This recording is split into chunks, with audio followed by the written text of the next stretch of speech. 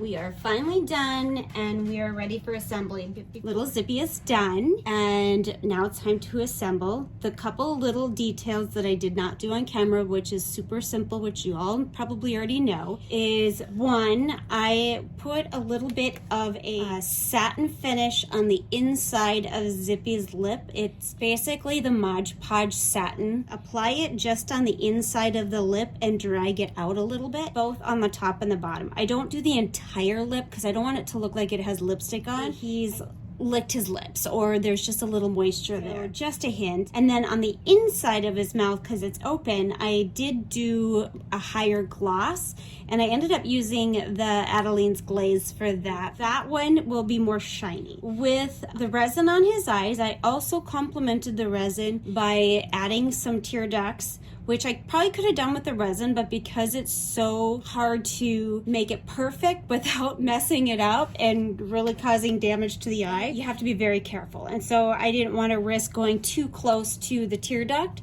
So with the tear ducts, I just used the Adeline's glaze and I had used a tiny little brush and I applied it right in the tear duct on both there and on the corners of the eyes. And then I had used a very small paintbrush and I coated the water line, the bottom of the water line of the eyes with the glaze as well. So that way it would have a nice shine to it so it looked wet. And then I did the satin inside the ears, just in the canal. Not really the whole thing. I just drew it out like I did with the lips. I kind of pulled that glaze out towards the cartilage, but not coating everything. I focused more on the inside portions of the ear and then the ridge, inside ridge. And then I also did a little bit of glaze inside the nostrils. So there wasn't a huge amount, but just enough where those little details are gonna make all the difference in the world. So I'm gonna set him aside for just a second. The other thing that I did is I did go ahead and put a satin finish on the fingernails and toenails as well, using the Mod Podge satin with a fine detailed brush that you can just throw away when you're done. All right, so sorry I didn't do that stuff on camera. Actually, completely spaced. So the one thing that I did do off of camera while I was waiting for things to cure and whatnot is I like to embroider a little purple heart on my bodies, and that just signifies my nursery's name, Elsa's Nursery, which is after Alzheimer's, because our focus or our platform is giving therapy dolls to people with Alzheimer's and dementia. So I always like to include that little heart logo. So I had went ahead and I embroidered the logo so that I've got that ready to go. And the body that I have chosen already came with zip ties. If you need extra zip ties, I would just have a couple of them handy. But the one thing you want to make sure of is that when you're looking at your body, see the hole where the zip ties are? Sometimes those holes are not quite big enough for this head to fit through, because once you get the body attached, you're gonna want to hide the little notch of the zip tie by pushing it into the fabric. If it's not big enough, you wanna get yourself a seam ripper, and you can get this from any fabric store in their notions aisle. It basically is a tool that you can use to break the stitching of your fabric that's sewn together. So what I will do is, if these holes are too small, I'll go in the underside and I'll kind of break open the stitching just a tiny bit, enough to widen the hole to be able to get those zip ties pushed in and hidden. So that is one thing that you want to do before you assemble your doll. So do that ahead of time. I prepared the opening, so that's all ready to go. I've got my limbs all pre-fitted. Now, this is an optional thing. You don't have to do this. I like to do this. I will use plugs on my limbs, so I will pre-fit my plugs. Now, because this is a sculpt, they don't typically come with their own plugs and rings, so you have to buy them separately. Unfortunately, this one is kind of a wonky hole. So this one will fit in, but it will fall right out. It's not going to stay secured. In order to make sure that stays secured, I'm going to put a bead of glue on the rim of our flange once we put the plug on to keep that completely secure. So otherwise, you want to pre-fit your limbs with plugs that you will be able to use. If you are not using plugs or rings, you can use just regular felt. Cut a circular shape from your dark felt and cover the hole with that circular shape and glue it onto the flange, just like I was talking about what we're going to do with the loose plugs. So that's an option. The other thing is, some people like to do this, some people don't. I like to include neck rings. You can do this a lot cheaper from what I've been hearing by using clear nail polish along the inside part of the flange, so that way the head will be able to rotate real freely even though the body is really tight and secure on the flange itself. But I will pre-fit this guy before I get started as well, because it takes a little finagle. I just did it ahead of time. So the other thing you're going to need is trouser socks, not nylons, trouser socks. And the reason I say that is nylons, the mesh of the nylon itself is so thin that if you're using the traditional glass beads that we use for weighting our dolls, those beads are so fine that with regular nylons, it can slip through the nylon. However, there is a trick that I would do as well. If I didn't have a trouser sock and I only had nylons, I would double them up. So I would fill my nylon with my weighting material. Then I would bring the bottom of my nylon over and tie it off. So then I have 2 layers of my nylon. If you don't want to do that, you don't have to mess with it, then I suggest getting yourself trouser socks. They are a little bit heavier material. It's not quite a nylon, but it is a nylon. It's going to be more tighter weave, I guess I would say. You are going to need your polyfill. This is the Angel Soft Polyfill. I absolutely love this stuff. This is just like butter. This is by Bountiful. I don't know why. I've tried other ones, but this is just my ultimate favorite. I always go to that one. And then you're going to need your glass beads. You're going to need a funnel, a measuring cup, and just a regular cup that's going to be a little bit taller. You want a taller cup, and that is basically so it can help you fill your nylon that you're going to use for your body, but still give it stability while you're doing that. The other item you're going to need is a kitchen scale, or a scale that can measure weight by ounces or grams. This will come in handy to be able to weight your limbs symmetrically. Okay, one other thing I didn't mention is I like to leave my limbs sitting on kitchen drying pad. They're a little thicker. It's a little softer. It helps to prevent any kind of friction that might happen if you get glass beads on the counter and causing scratches or whatever. So chances are it'll be fine, but I am the type of person that I like to err on the cautious side, so I keep my limbs on my mat while I'm not using them until I'm ready to go.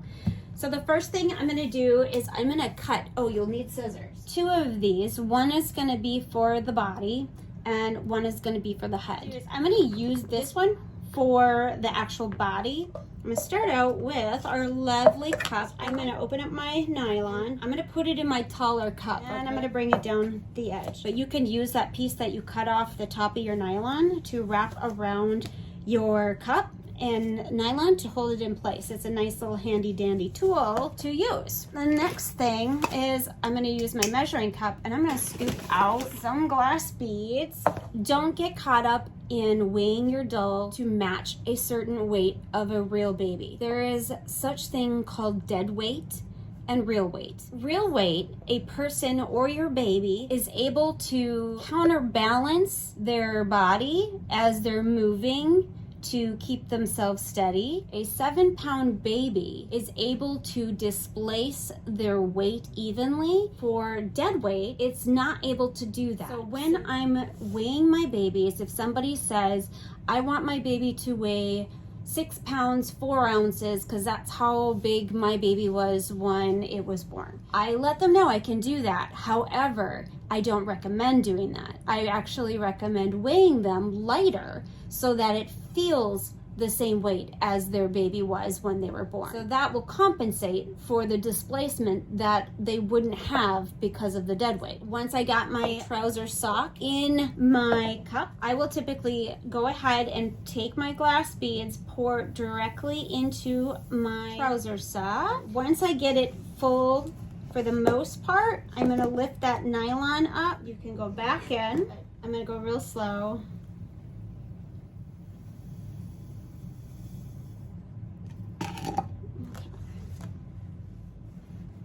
Because you want the baby to be movable. You don't want it to be so full that you don't have much movement or give in that nylon. So I like to have it a little bit more on the loose feeling side. The next thing I'm going to do is I usually will take my body and I will get an idea of how big the body is based on the nylon. So this is a pretty good body amount. I think I'm going to go just a tiny bit more. Now if you want more weight to your nylon but you don't want to use glass beads, that's where you can get into using poly pellets and all those other fun things that are out there and available to weight with. I'm kind of liking that. Now you tie it off. However, with tying it off, don't tie it off right at the base of your weighting material. You want to lay your weighting material down on the body. Take the knot and make it a little bit on the longer side so that this is going to be more movable. If you tie that knot off right at the base, then it's going to be so firm that you won't be able to have that flexibility, so it wouldn't feel quite as real. I'm going to pull from both ends, kind of knotting it off. I'm going to cut off the top portion. I'm just going to set this guy aside. Next thing I'm going to do is I'm not going to weight the head yet. There are 2 other things I like to do. You don't have to do this again. This is just something that I like to do because it just makes the doll feel more real when you're holding it. I make little butt cheeks and I will make a neck weight. If the doll itself gets overly heavy, that's where I would mix your poly pellets, which is a little lighter weight, with your glass beads for the body, and then with the butt cheeks and the neck, you can do that as well to kind of take some of that weight away, but still allow it to have that nice flexibility that you're going for. I'm going to do the same thing. I'm going to cut this top portion off. Doesn't have to look nice or pretty. Just going to get that set aside. These are a little bit harder because they're trouser socks to tie knots when they get too small. For the little butt cheeks, I usually will kind of get an idea. If I want the butt cheek about yay, wrap my hand around the top so I know that I can have enough material to tie it off and still have that little butt cheek. And if you look, that's about actually lower than the body, but not a whole lot. So I'm gonna cut that off, and I've got my first one. If you end up with too much material, no big deal. I would rather have too much material than not enough. Say, well, what do you do because you've got that weird kind of feeling one on the other side? Stretch it as much as I possibly can to tie that knot, and I will do that in first. Once I get it started, that's where you really want to pull to get that knot. Now you've got that nice and secure. If you want, you can cut this extra portion off, and then you've got your other little butt cheek, which we've got 1, and we've got 2. Same concept. This is where we're going to use our cup. And I have a little extra material. Well, here, we'll use this one. Because this is the butt cheek, it's smaller. It has a tendency of kind of falling. Depending on how strong you are, you can either double band it or leave it like that. If you want to be exact, you want to make it easier on yourself, if you have your measuring cup, you can do the math on how much materials you're putting in your little butt cheek, and then you'll know, okay, if I did 1.5 ounces of material according to this in my little butt cheek, I'm going to want to pour it until I use another 1.5 ounces of materials for this one. I am just going to add my material, being careful that I'm hanging on to it, not dropping it. And this is where you can weigh your material. Tie that off. You can have it a little bit more on the tighter side because you're just going to put this down in the buttocks of the body to make it feel like it's got a little bottom. And then I'm just going to cut off the end because I will place the knot directing towards the plug of the limb, and then I have this knot kind of more towards the center so that you're actually getting more of this portion into the butt cheek, and then you're surrounding this with your polyfill. I'm gonna do the same thing on this one. I don't overthink it much. So this is where I'm just gonna double check my scale. 4.2. Keep in mind that you're gonna cut some of that material off too. 4.4. You want them the same shape as much as possible. 4.3. Get rid of that. We are at 4.2 and we are at 4.2. Dead on. But if you're new, I highly recommend using a measuring glass and measuring out exactly how much you're filling in one limb, in one body part, whatever, and then measuring the same amount for the next one.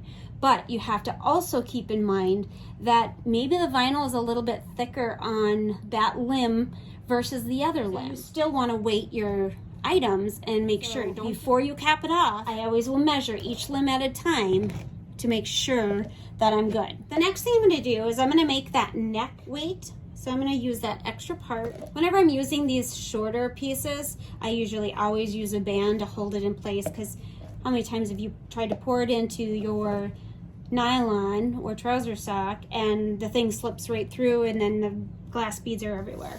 This one, you're not trying to have it comparable to anything, but you don't want a lot, you just want a little bit, and that's probably good. So I'm going to tie that off. So we have our butt cheeks, we have our body, we have our little neck piece, and lastly, what you're going to use a nylon for is the head. So the best way I do this is I leave my head in my rooting pillow while I'm weighing it, so that way it's easier for me to keep that head in place. Flipping this guy upside down, making sure not to mess up his lashes, and then I'm going to stick this in to the head. You don't want to stick the whole thing in. You want to have like part of it in, and then you're going to just roll this back. The goal is to have the nylon filled about 3/4 full. Position that in the back of the head. You're going to want your doll 3/4 full. The weighting material is going to fill up here. You're not going to have it in the face. That's where you're going to top it off with your polyfill, and don't do it too tight or too much, because you don't want to overextend that and cause any distension in the vinyl, which could damage your paint. And this is where you want to use your funnel. I'm going to go ahead very slowly, start weighing that head. So I'm just going to double check, lifting that nylon, and oh yeah, I got a ways to go. Start weighing again. Okay, I like that. Positioning it at the back or the nape of the head. This is where you're going to tie off the remaining nylon or trouser sock. This does not matter if you have slack in it or not. Tuck that in there. Now I'm going to top off the head with our polyfill, and I just do little by little. And again, you're focusing on filling that polyfill in the face region, allowing the weight material to be at the back of the head, you don't need to add polyfill around everything. You don't want it too firm and you don't want it too loose either. I'm gonna use my fingers and kind of coax the polyfill to kind of roll in on itself around the inside of the hole. This one is this one's a size 35 plug. It's not going nowhere. That head is done. Okay, so we've got our little Zippy's head done. I'm just gonna set his head aside. Okay, the first thing I'm gonna do is I'm gonna put my body in here. Then once I get the body in there, I'll flip it over and I'm gonna put my first layer of polyfill in to kind of hide the feel of the actual weighting material. And then I'm gonna put my little butt cheek in there. I'm pushing that polyfill down into the butt cheek a little bit, setting my butt cheek in each one. Then I'm gonna put polyfill on top of it. So you're basically encasing all of your weighting sacks, making sure everything's wrapped with your polyfill. And I used a majority of that polyfill to kind of go down into the butt cheeks. It wasn't covering the back any longer. You don't have to do a lot right away. Then you flip it over. I'm gonna do the same thing on this side, putting it in, down into covering that belly. I like to kind of separate the polyfill too, because I don't like when polyfill clumps up and it feels like you've got, like when you wash a pillow and the filling gets all clumpy. I don't want that to happen, so I kind of separate this polyfill a little bit so it's more airy feeling. Then I'm gonna rotate my body to the side, continuing on. And this is where you gotta kind of adjust it to your liking and how much you want it to weigh or feel, how firm, how loose.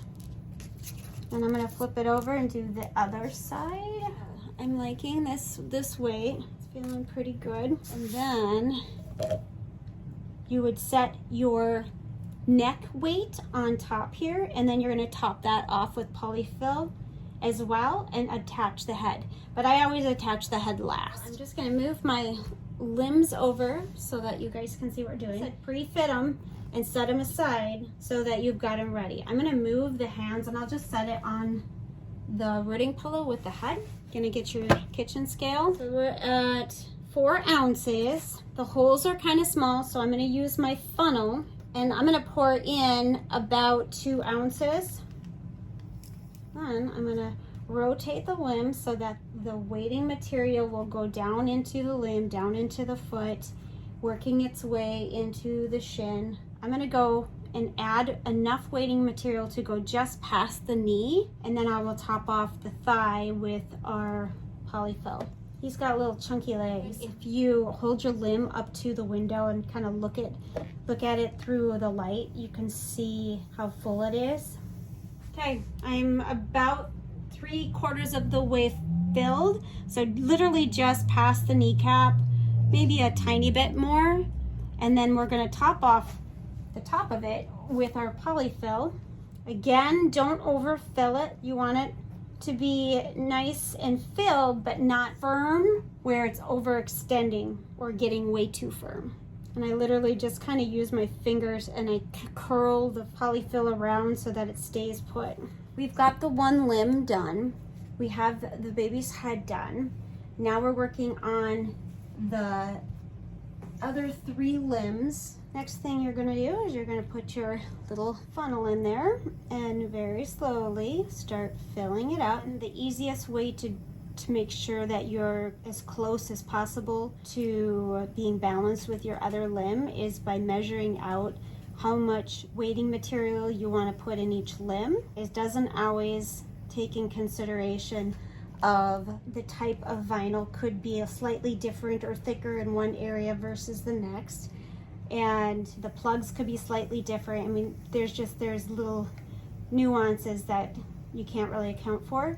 So that's why you want to use your kitchen scale that can measure in ounces and or grams. So then you can get your limbs very symmetrical with each other. I think I'm pretty darn close. to the other limb. I'm gonna weigh my limb. So we're gonna weigh this one, find out how much this one weighs. This is with the plug-in, 1 pound, 3 ounces. That's a big baby. I'm just gonna eyeball it roughly, cap it off for temporarily. This one's 14, that's 1.3. We are going to add a little more to this one, see if we're close. And I'll probably use more of my stuffing too, so I do give myself a little wiggle room. Not quite there yet. Ah, this one's 1 pound. That's 3 ounces heavier. So I think pinch more of my weighting material, and that should get us even. Okay. Moving on to the arms. Okay, so we'll do this one first. Okay.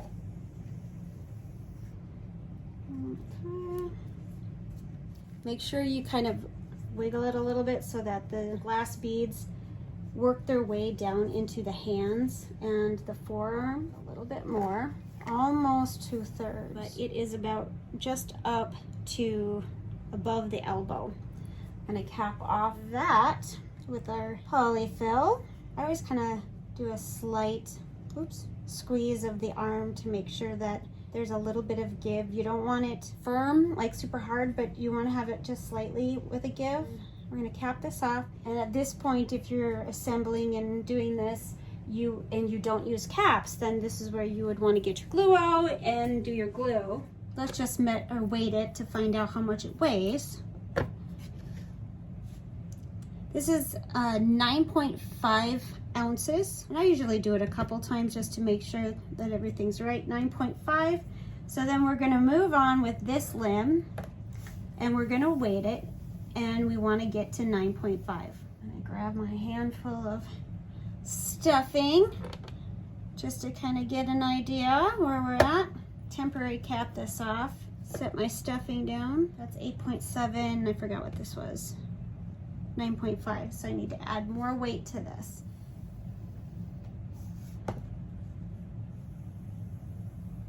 Trying to be careful because it's very full. 9.4, man, am I good. Okay, so we've got 2 identical limbs, 2 identical arms, 2 identical legs. We've got our body weighted. The next thing that we have to do is we have to attach these limbs to the body.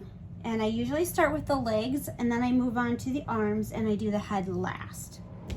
Sometimes, no matter what you do, no matter how well you plan or how well you do something, something can happen. So as I was putting our sweet little Zippy together, I had noticed a spot on one of his legs that I wanted to make sure that I addressed before sending him home. So we've got everything ready to go. We've got his body ready. We've got his arms all weighted and ready to go. We got his leg going. I've got the other leg in the oven right now, so that should be done in just another couple minutes. And then once that completely cools, I'm gonna see where it's at, and I might bake it one more time. I wanted to add just a little bit more varnish on an area that I was leery about, and I wanted to make sure it had good protection. Okay, back again, let's get this baby finished. So I ended up taking a break from assembly because I wasn't really happy with one little detail, and so I've got that fixed up and I'm ready to finish her. All right, so I'm gonna go ahead and fill up my limb with my glass beads. I knew I had pre-measured out how much we needed for this limb, so I already know that this is going to be what we need. Now I'm just gonna work it all, make sure it's in the foot, it's in the leg, that's looking good. And I'd already pre-measured our filling, trying to be as efficient as I could. We are ready to finish this baby. So I have got our little Zippy here. How cute is this cute peanut? I absolutely love this baby so much. Baby is all ready to go. We've got the head all weighted and ready. We have the limbs all filled and capped off. We have his body all done. And of course, we can't forget the little embroidered heart. So for those of you who do something special on your bodies, it's a nice little way for your clients to kind of remember who they got it from. With this particular baby, because it's a memorial baby and it really touched my heart, I wanted to do something special for my client. So I also incorporated a heartbeat box. They're super fun. It's just a vibration of a heartbeat. They're really nice that you can add a special touch in. I had put in the heartbeat box by sliding it in just behind the polyfill, between the polyfill and your trouser sock that's weighted with your materials. So that way when you give it a little hug, you can feel that little heartbeat. But I wanted to do something special for her. She's been very patient and a lovely client that I've been working with. I know how much this means to her, so this is just a special thing. We've already widened the seams on the limbs so that way we can hide the zip ties a little easier.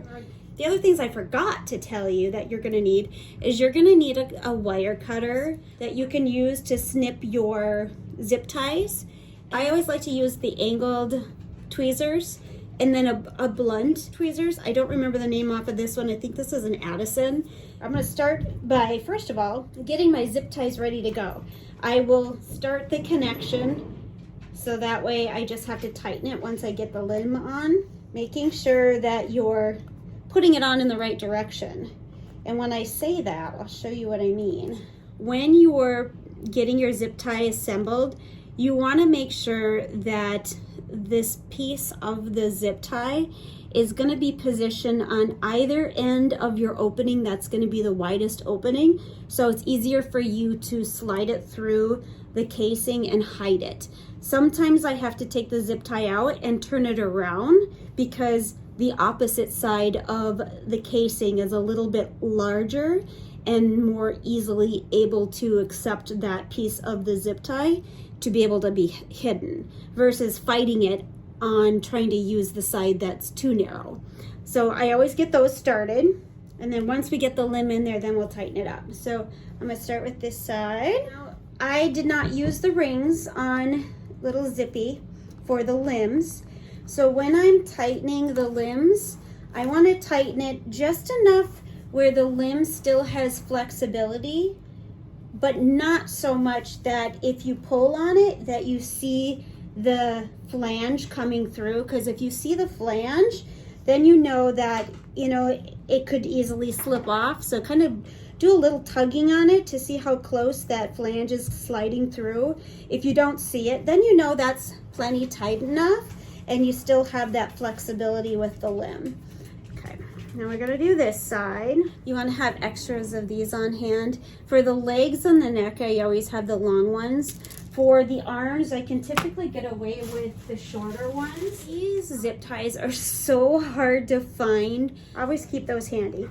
I'm just gonna snip this off because I accidentally got it too tight.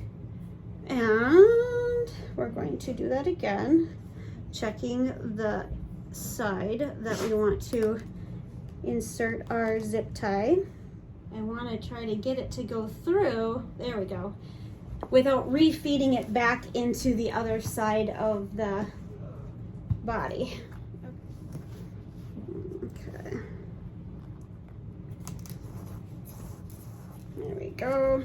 That's looking good. Oh my gosh, you guys, I'm so excited for this, Mama.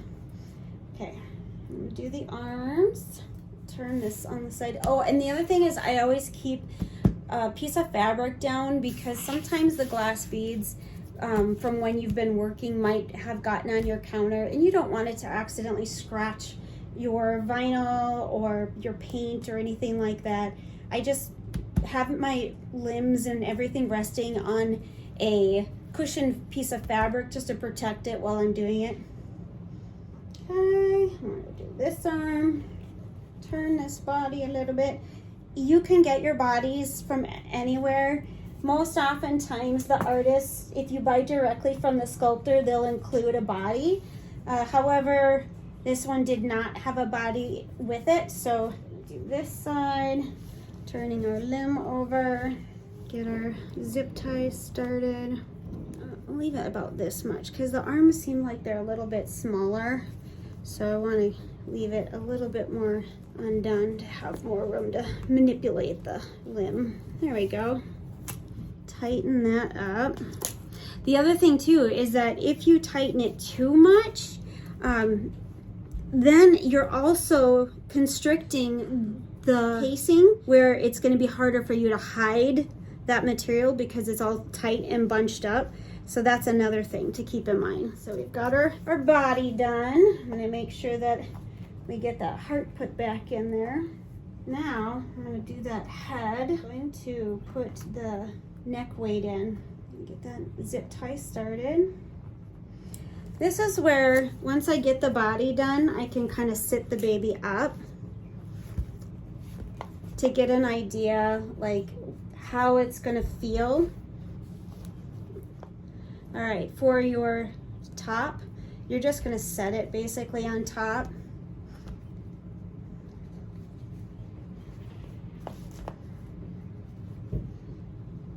I'm going to put this guy's head in. I'm going to lay him back down.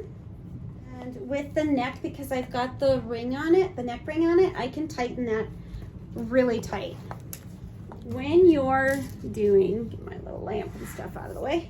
When you're doing these zip ties, when you're trimming them, do not take your cutters or your nippers and trim them facing your limb, because you are risking accidentally bumping and having this lovely sharp end of your nippers gouge into your vinyl and ruin your hard work. So always grab your nippers or nip it away from the body so there's less risk of potentially causing an issue.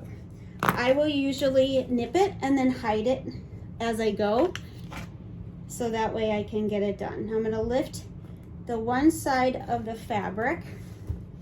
See if you guys can see this. I don't know if you'll be able to see this. This is going to be kind of hard to do on camera.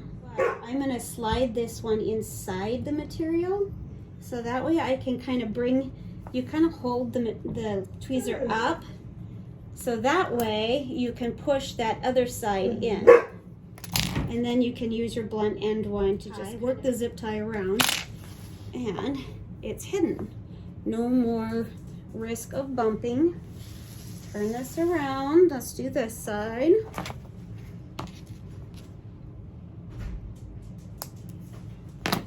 You want to get it as close as you possibly can to the zip tie.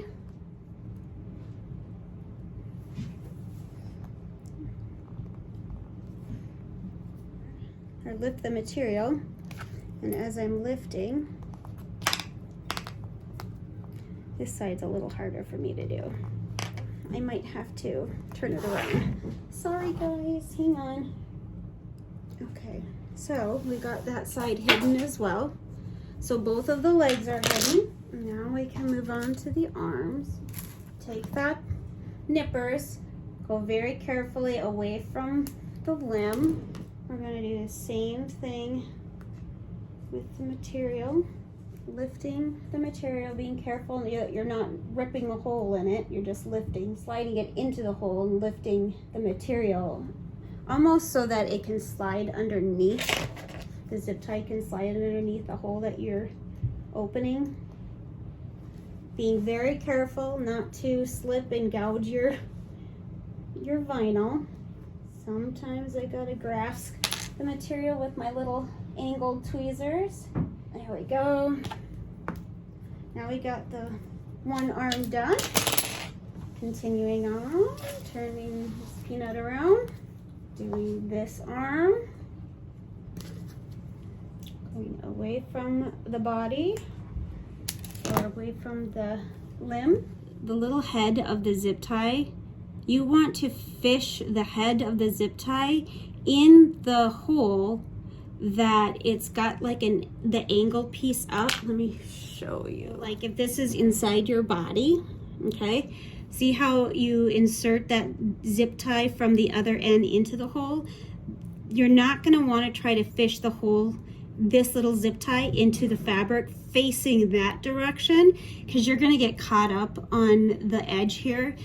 With fishing it this direction into the area that's already attached to the head, it's going to slide in a lot easier. So don't try to force the head in the fabric towards the opposite end. You want it to kind of go with the same end. Does that make sense?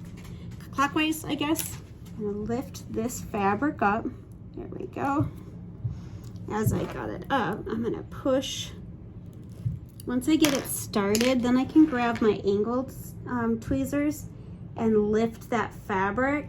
Do a little bit of wiggling. Sometimes you can get it without having to use your other tweezers, and sometimes not. So that's where I will kind of work with whatever tool I'm kind of finagling. And there we go. I'm gonna do a little bit more. So we got that side. The last part is this little peanut's head. Okay.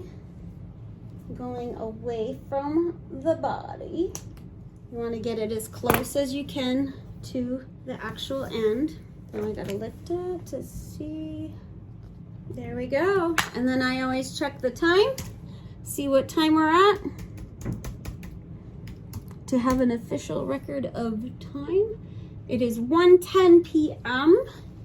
and we are on May 11th, and here we are. We have our little Zippy. So I'm gonna get this guy finished up. Again, Zippy is a sculpt by Andrea Cello, and you can purchase Zippy's torso as well if you wanted to have Zippy be a girl. Otherwise, I recommend just using a fabric body to make it more gender neutral so that you can have it more of it as a boy. I didn't talk about the magnet, and I'm sure that most of you already know, but to make the magnetic pacifier, you're gonna wanna have a neodymium magnet, because that is the strongest magnet you can get. And I usually recommend using the E6000 glue. And when I do that, I will put the glue on the magnet. I put the magnet inside the head. And while I'm doing that, I take the opposite magnet and put it on the outside of the head before I glue it to the pacifier, because that is gonna hold the magnet that we're gluing in place. And then I leave it alone, and I leave it alone for the day. And by the end of the day, it's nice and dry, and that magnet on the inside of the head's not gonna go anywhere.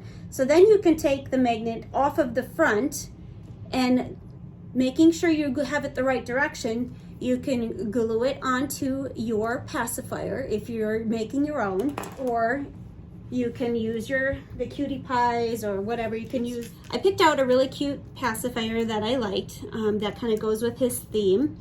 And then I cut off the actual nipple. When I glued the magnet on, I had purchased these little cloth, they're almost like felt pieces that have a sticker on one side and nice soft felt on the other. And I put that on the magnet, and that will help protect your paint when you are using your pacifier with your baby, so that you're not having that hard surface rubbing on your paint every time you're taking the magnet on and off. The other thing is, in the very beginning, you may have remembered I had opened the nose holes for this peanut.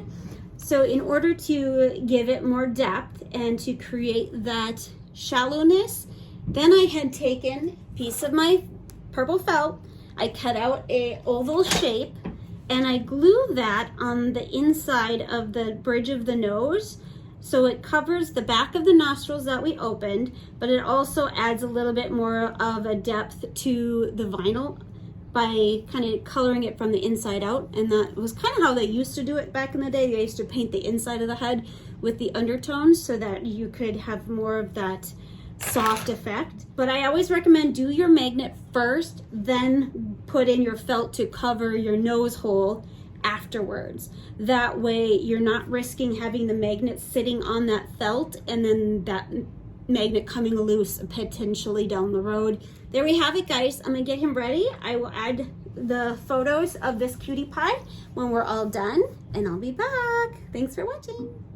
Okay, one thing I didn't mention that I do wanna quick bring up is when you're dressing your babies that are rooted, I always recommend not going over the head with your clothing as much as possible, because the more you're doing that, the more you're putting tension and stress on the hair. So I would recommend opening up your onesie or your clothing and dress from the bottom up. This one is a 0 to 3 month onesie. I want it to be a little on the baggier side, but here he is, you guys. He's so adorable. All right, I'm gonna go take some pictures and I'll be back. We are finally finished creating our sweet little Zippy. He turned out absolutely beautiful. Really in love with him. I hope you guys enjoyed this series and hopefully you learned something new.